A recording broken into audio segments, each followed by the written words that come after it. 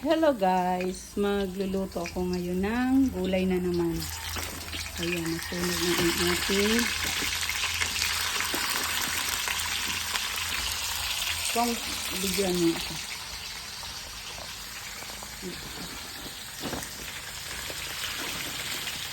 Gulay. Dito sa probinsya, lagi na lang gulay. Baka hindi na kami mamatay nito sa gugulay. Sa gugulay namin, hindi na kami mamatay.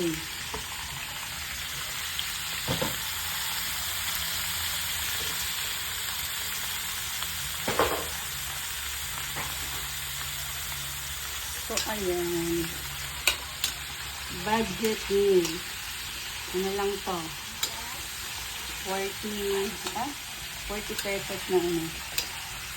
Na pang-ulam. Ano, ato na. Kung nga agani kung gini, ano ni minute. Ato kay minute, ipasabay ko.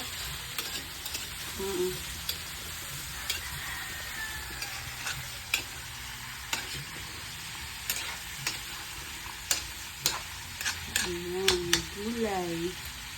Tama.